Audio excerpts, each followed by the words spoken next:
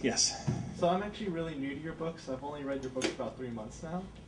And Heretic. but I was really... How many have you read? I'm curious. I'm at Siege of Darkness. These people read too fast. I can't keep up with you. You'll catch me.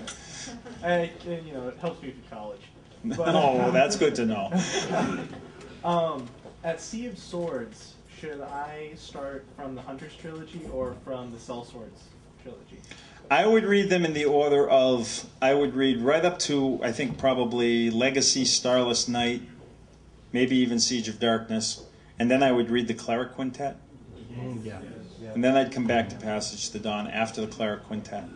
And then I would start with Silent Blade and Spine of the World, and I would probably go the Servant of the Shroud, but as soon as I went to Servant of the Shroud, I'd go to Sellswords. I'd finish that series, then come back in and catch up the rest of the way. But one of the things about the Dark Elf books, and this was done intentionally, by the way, because it's more the way I think. If you read like Robert Jordan, right, you can't pick up the 7th book on Wheel of Time and start reading it if you haven't read the first 6. You can't do it. You can't pick up the 4th George Martin book, 5th George Martin book, if it ever comes out, without going back and reading Game of Thrones and all of those. In the Drizzt books, you really can pick up any of them. And I've done that on purpose. I mean, Gauntlgrym is going to be, I hope, a good jumping-on point for people. And hopefully they'll like the characters enough to go back.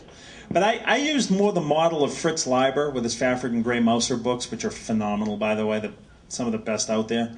Or James Bond or Sherlock Holmes, if you think of those. What I've really done is created this group of characters, and I'm just following them down the road from one adventure to the other. And I can't think of any Dark Elf book that you couldn't pick up and read as your first Dark Elf book. But I would do it that way, though, the way I told you. Yeah. Bob, I got one for you. Can you go into detail about your D&D adventure with Larry Elmore and Ed Greenwood? It's on videotape. I mean, it's it's on YouTube. It's not videotape, I guess. They don't do that anymore, do they? I'm dating myself. It was great because Larry hasn't played D&D in like 20 years. And anytime you're in the room with Ed, as long as he's not sitting right next to you, it's great. Because he's out of his mind. The funny thing about that, though, is I was playing Oliver de Burrows. I was playing a rogue named Oliver de Burrows. And the way it worked out, the way the game played out, was perfect for Oliver. Oliver is always the reluctant hero who steps in when he thinks you've won. He's Sir Robin, okay? He's another, he's never going to lead unless he knows it's safe. And that's exactly what I did in the game. And at one point, I was going to do something, it's called an action point, where you get like a second attack.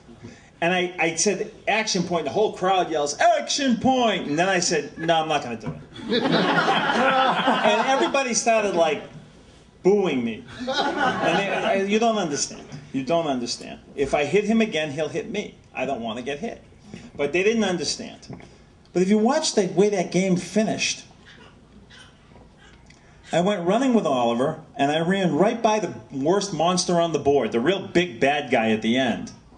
So he gets an attack at me because I came too close to him as I was going by him to get behind him, because that's where you want to hit him, right? And he criticaled me. He hit me with a natural 20, which would have killed me, probably. Except I was a halfling, and halflings get a thing called second chance. So I used that, and then he missed me miserably. I ran behind him. I hit him hard, and then I said, and so then Chris Perkins was going to the next guy, and I went, action point. Now I'm using my action point. And I rolled the die, and it was a critical, and I killed the monster. And that's so Oliver. That's so Oliver de Burrows. He always finds somehow to win something where he should have lost. So we had fun. And of course, you're sitting at a table with Ed and Larry and Matt James and Chris Perkins, and it's hard to not have fun.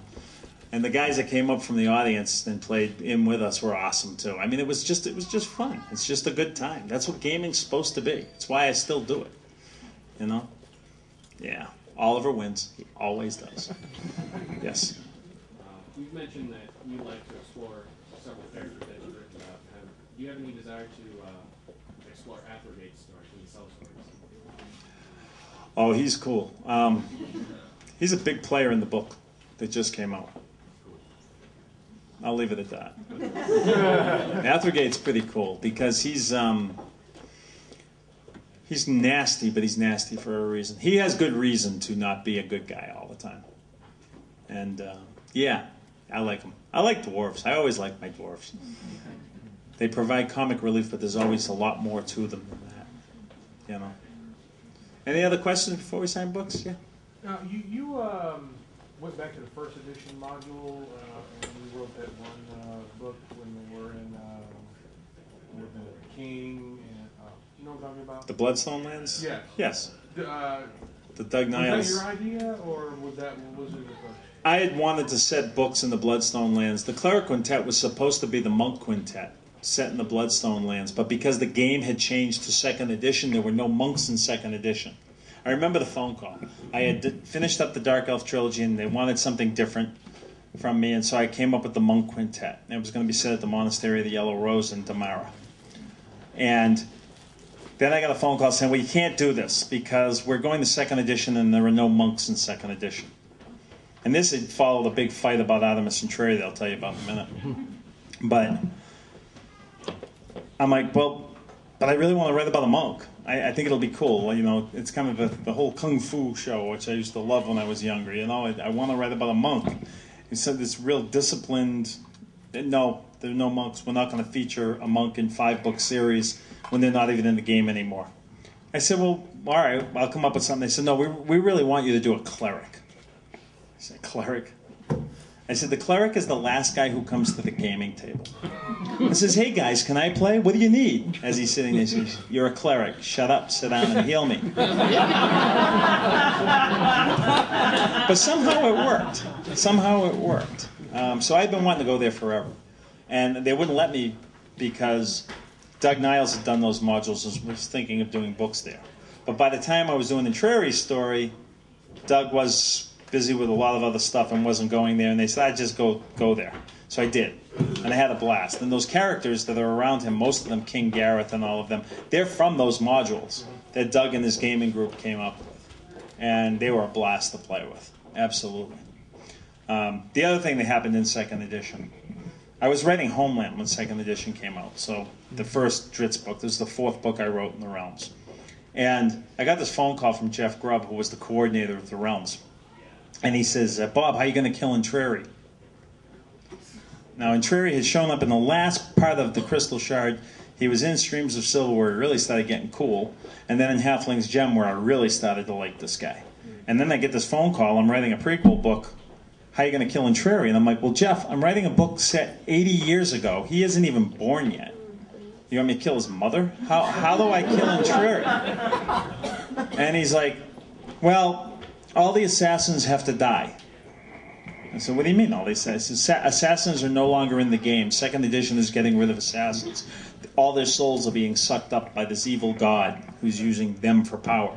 I'm like, oh, great. And he's like, but we like Trary. I said, I like Trary too. He says, yeah, but so we're going to let you kill him. I said, I'm not killing him. And we went back and forth fighting about this for about 20 minutes. I'm like, why do I need to... I don't understand. Why does he need to die? Bob, there are no assassins in the Forgotten Realms anymore. I said, why does he need to die? This is crazy. I'm writing books. I'm not writing your game. And he says, no, there are no assassins in the realms anymore. And finally, after about 20 minutes, I said, he's not an assassin. There's a long pause, and Jeff said, what do you mean? I said, he's a fighter thief who takes money to kill people. And Jeff said, we can do that. And Trary lives. I got time for 1 or 2 more. Anyone? Yeah.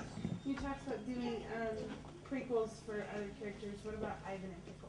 Ivan and Pickle. Oh, God. I wrote all those books with Pickle in them and retained my sanity, and you want me to continue. Thanks a lot. I actually had once thought of doing a book with Ivan and Pickle and Vander. Remember Vander from the Cleric Quintet? Very vaguely. The Furbolg giant with the Ring of Regeneration. I had thought about doing a book with them. I don't know. There's so many things I want to do, and who knows? I mean, I'm still hoping I can do the Jarlaxle Zaknafame book. I'm not getting any younger here. I'd be more excited about that, but I love it. Yeah. I'm always amazed at how many people like Pickle. He doesn't even talk. Huh? He says doodad. He says, ooh, oi, me brother, doodad, boom, and shalala. That's the extent of his vocabulary. He says so much. I had a letter from a guy saying, I think this is the best developed character you've ever had. I almost retired on the spot. Yeah. One question. I've been reading your books for probably 20 years now, dating myself and saying that. And I look forward to them every time you release one and the companions and reading about them and seeing where they're at. And my question is why? No spoilers. Why? Forgotten Realms advanced 100 years.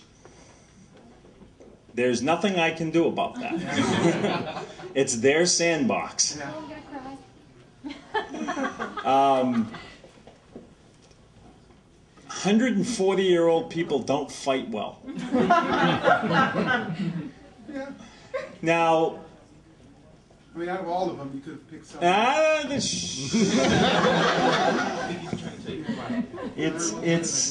It's a personal journey.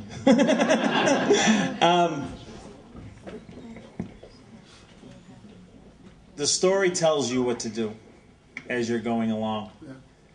It's not fun sometimes. It hurts like hell. Have you read Demon Wars? Okay, for any of you who are going to read Demon Wars, I've got this piece of advice. Don't get attached to anybody. Because it's a bloodbath. The story tells you what to do. And I always tell people, like when people were ready to, when I was getting death threats from Star Wars fans, and I was, for a certain Wookiee, I always say to people, would anyone even know Joan of Arc's name if she hadn't been killed? That's, as long as it's heroic, man, But anyway, enough of that spoiler talk. Yes, go ahead. I know you're subject to the timeline of Forgotten Realms and how they're advancing the gaming systems and whatnot. How much freedom do you have to go back in time? Right now, not much. I mean, if I really pushed it, I could. But here's the thing. Wizards really wants the authors. They're not doing that many books anymore. They're not doing as many as they used to, in case you haven't noticed. And that's true for every publisher now. They want the novels to support the change in the world so that people aren't confused. It's a legitimate point. I work for them. They pay the bills. And it's a contract made in good faith on both ends. So if I push hard enough, I can get away with pretty much anything I want. They don't tell me what to write, except they wouldn't let me do a monk. And of course, if you notice, even in the Cleric Quintet, Catherly's wife is a monk. I win in the end, I told you that. So I could, but right now that's not what they want. And I understand it. And I want to find out what these new realms are all about too. I mean, because I really have to familiarize myself with them if I'm going to be writing books in them. Even I even have to play 4th edition, and I'm a 1st edition player. But that's the way it is. So we let them go.